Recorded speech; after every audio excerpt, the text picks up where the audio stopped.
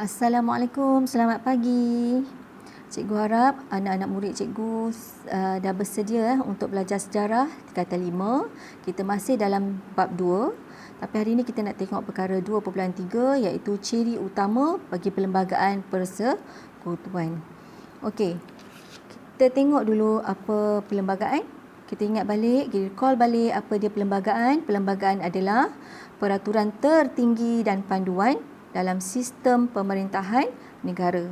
Okey, untuk perlembagaan persekutuan kita ada dua ciri utama iaitu ciri tradisional dan juga ciri moden.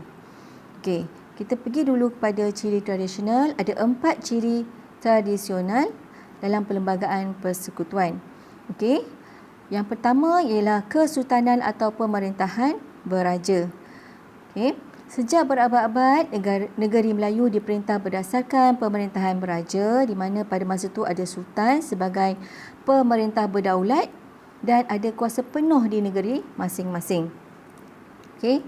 Namun setelah merdeka, pemerintahan beraja diteruskan dan disesuaikan dengan konsep demokrasi berparlimen. Okey.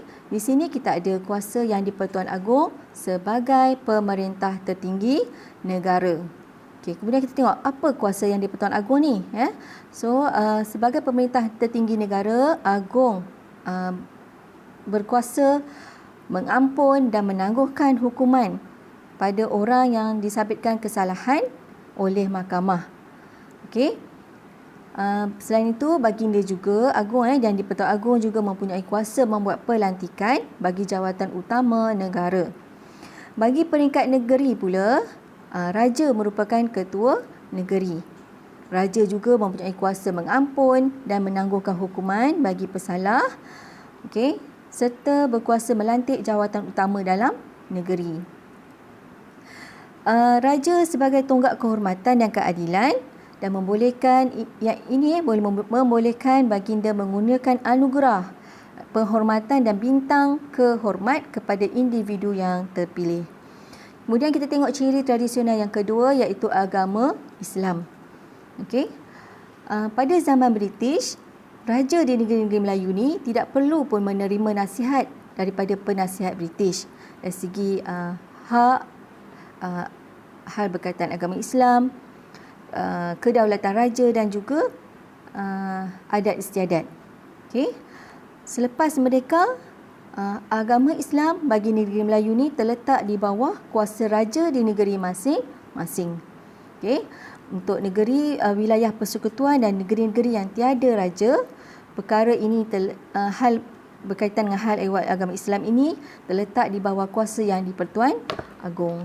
Okey. Kemudian kita tengok ciri yang ketiga untuk ciri tradisional iaitu bahasa Melayu. Okey. Seperti yang kita tahu, kita dah guna bahasa Melayu hari ini dan bahasa Melayu juga dah jadi sebagai satu bahasa kebangsaan dan juga bahasa rasmi di negara kita. Okay, bahasa Melayu ni dah digunakan secara meluas sejak zaman Kesultanan Melayu Melaka lagi.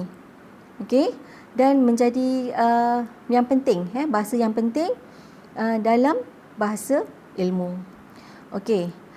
Dan keempat, ciri tradisional keempat, kita pergi kepada kedudukan orang Melayu dan Bumi Putera. Ciri kedudukan orang Melayu dan Bumi Putera.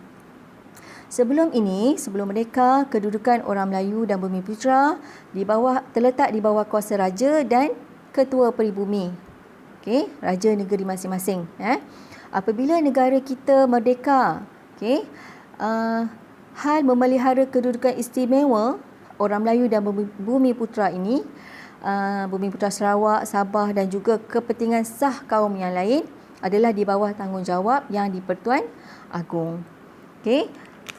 Itulah tadi 4 ciri tradisional untuk perlembagaan persekutuan iaitu pemerintahan beraja, agama Islam, bahasa Melayu dan juga kedudukan orang Melayu dan Bumi Putera. Sekarang kita tengok pada ciri moden. Ada 3 ciri moden dalam perlembagaan persekutuan. Ciri yang pertama ialah kerajaan persekutuan. Okey. Perkara utama yang disebut dalam perlembagaan persekutuan adalah mewujudkan satu sistem persekutuan Okey, sebagaimana yang dilaporkan dalam laporan Suruhanjaya Perlembagaan Persekutuan Tanah Melayu ataupun kita panggil Suruhanjaya REIT. Suruhanjaya REIT menyarankan kerajaan persekutuan dan kerajaan negeri diberi kuasa dalam bidang tertentu. Ini adalah untuk mewujudkan kerajaan persekutuan yang lebih kukuh. Okey. Ciri yang kedua kita tengok ialah sistem demokrasi berparlimen. Okey. Bila sebut tentang demokrasi berparlimen, demokrasi kita perkara asasnya adalah berkaitan dengan pilihan raya. So kita di pilihan raya yang disebut di sini ialah, yang penting di sini ialah pilihan raya umum pada tahun 1955 yang tujuan utama pilihan raya itu adalah untuk memberi kebebasan kepada rakyat untuk memilih wakil pemimpin dan juga menubuhkan kerajaan seterusnya. Okey. Dan berkaitan dengan pilihan raya ni tadi, untuk memastikan pilihan raya berjalan lancar, berlaku adil, ada satu Suruhanjaya ditubuhkan iaitu Suruhanjaya Pilihan Raya. Okey. So pilihan raya ni, pilihan raya persekutuan kalau pilihan raya persekutuan diadakan adalah untuk memilih wakil bagi membentuk kerajaan persekutuan. Manakala kalau pilihan raya negeri dijalankan adalah untuk membentuk kerajaan negeri. Okey. Dan seterusnya ciri yang ketiga iaitu ciri ketiga bagi ciri moden ialah kewarganegaraan. Okey. Kewarganegaraan persekutuan diperkenalkan pada 1948 melalui Perjanjian Persekutuan Tanah Melayu. Perjanjian Persekutuan Tanah Melayu yang kita dah belajar masa tingkatan 4. Okey, sebelum tu tak ada satu kewarganegaraan yang sama, yang setaraf Okey, bagi semua seluruh rakyat negara. Sebab pada masa tu ada rakyat raja, ada rakyat British. Okey. So selepas kemerdekaan, selepas terbentuknya Malaysia, ada satu taraf kewarganegaraan yang sama kepada rakyat. Okey. Itulah 3 ciri moden dan 4 ciri tradisional untuk perlembagaan persekutuan. Okey.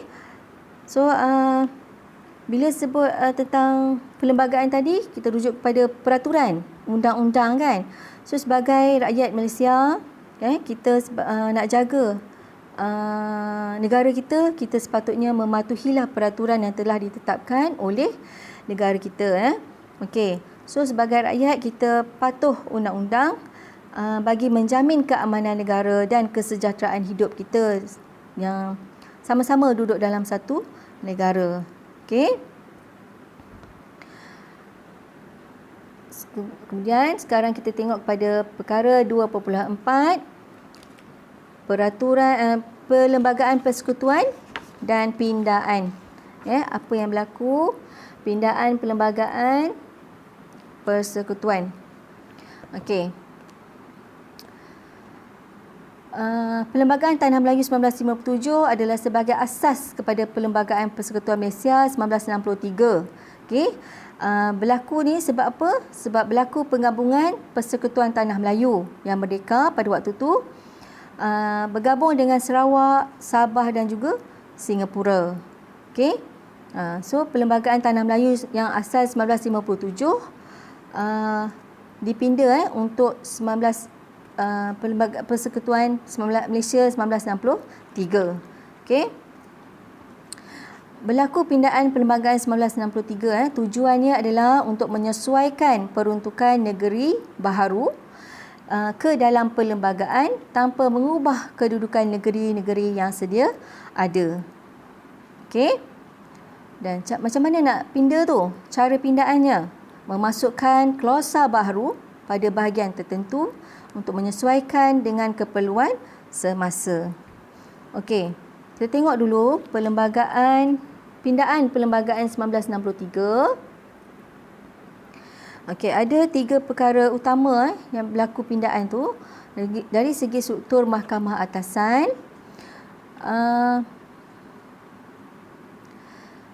Perlembagaan Persekutuan Tanah Melayu 1957 dipinda selepas pembentukan Malaysia. Okey. So kita tengok yang mula-mula struktur mahkamah atasan apa yang dipinda ni. Struktur mahkamah atasan pada asalnya mengikut model Mahkamah Tinggi England yang membagikannya kepada mahkamah atasan dan mahkamah rayuan. Okey, apabila Malaysia dibentuk, mahkamah atasan diwujudkan. Mahkamah atasan diwujudkan iaitu Mahkamah Persekutuan. Okey, selain daripada itu ada 3 lagi buah mahkamah atasan diwujudkan di peringkat yang diwujudkan iaitu di Persekutuan Tanah Melayu, Sabah dan Sarawak dan juga Singapura. Okey. Kita tengok pindaan yang kedua berkaitan dengan pembentukan Mahkamah Tinggi Borneo. Okey. Perlembagaan Malaysia mengekalkan kedudukan Mahkamah Tinggi Melaya dan pada masa yang sama menubuhkan Mahkamah Tinggi Borneo. Okey. Mahkamah Tinggi Borneo ni adalah untuk menguruskan soal kehakiman di Sarawak dan Sabah. Okey. Pada 1963, jawatan Ketua Hakim Borneo diwujudkan. Tapi pada 1994, nama jawatan tersebut, jawatan Ketua Hakim Borneo dipinda kepada Ketua Hakim Sarawak dan Sabah. Okey, diubah nama. Kemudian yang perkara yang ketiga diubah ialah jawatan yang di-Pertua Negeri. Okey, apabila Malaysia dibentuk, Sarawak dan Sabah diketuai oleh yang di-Pertua Negeri. So yang di-Pertua Negeri adalah ketua bagi negeri Sarawak dan Sabah. Okey. Untuk menjalankan tugasnya, yang di-Pertua Negeri ni perlu mengikut nasihat Majlis Setinggi untuk negeri Sarawak. Yang di-Pertua Sabah perlu mengikut nasihat Kabinet Negeri bagi negeri Sabah. Okey. Seterusnya, satu lagi pindaan perlembagaan yang berlaku pada 1965 iaitu usul yang dibawa oleh Tunku Abdul Rahman Putra Al-Haj pada 7 Ogos 1965 yang membawa usul pindaan perlembagaan yang dipanggil pindaan Singapura berlaku di Parlimen. Usul ini diluluskan oleh Parlimen dan dengan ini membolehkan Singapura keluar daripada Malaysia. Okey, so daripada sini segala perkara yang berkaitan dengan Singapura dimasukkan, kan? Dalam Perlembagaan Malaysia, pindaan 1965 seperti untuk perkara berkaitan dengan imigresen, kewangan, hubungan luar dan juga pertahanan. Okey. So kita dah selesai untuk perkara 2.4. Pindaan perlembagaan ada 2. Pindaan berlaku pada 1963 dan juga pindaan perlembagaan 1965. Okey. Berlaku pindaan ini disebabkan apa? Untuk menyesuaikan peruntukan negeri baru yang masuk ke dalam perlembagaan. Okey. So kita cikgu nak rumuskan perlembagaan adalah undang-undang tertinggi dalam sesebuah negara. Dia penting untuk pemerintahan negara. Okey. Dan kita sebut semula negara kita mengalami pindaan perlembagaan 2 kali iaitu pertama pada tahun 1963 dan juga pada 1965. Okey, kita dengan ni kita sepatutnya kita peka. Kita kena peka, kita kena ambil tahu okey akan sejarah apa yang berlaku. Berlaku pindaan, ada ciri-ciri tradisional dan ciri moden dalam perlembagaan persekutuan kita. Pembentukan persekutuan yang kukuh untuk negara kita Malaysia. Kalau kita tak ambil tahu, kita tidak boleh mencapai seperti prinsip rukun negara, keluhuran perlembagaan negara tu. Okey, kita nak kekalkan keluhuran perlembagaan. Sebagai rakyat, cikgu nak sarankan kita supaya patuh undang-undang, kita tahu apa yang berlaku dalam negara kita. Okey? Ambil tahu tentang perlembagaan. Okey? So boleh dikatakan Malaysia mempunyai ciri yang unik lah sebab kita ada perlembagaan yang berasaskan ciri tradisional dan juga ciri moden. Okey. Berlaku perpindaan pada 1963 dan 1965. 1963 untuk menyesuaikan Sarawak dan Sabah dan juga Singapura ke dalam Perlembagaan Persekutuan Asal, dan juga 1965 untuk menyaksikan pemisahan Singapura daripada Malaysia. So sebagai rakyat Malaysia, kita bertanggungjawab mempertahankan perlembagaan demi kedaulatan negara kita. Sekian saja untuk hari ini. So kita belajar apa hari ini? Kita belajar tentang ciri Perlembagaan Persekutuan dan pindaan Perlembagaan 1963 dan juga pindaan Perlembagaan 1965. Seperti biasa, nanti catat nota dan jawab soalan. Terima kasih. Jumpa lagi.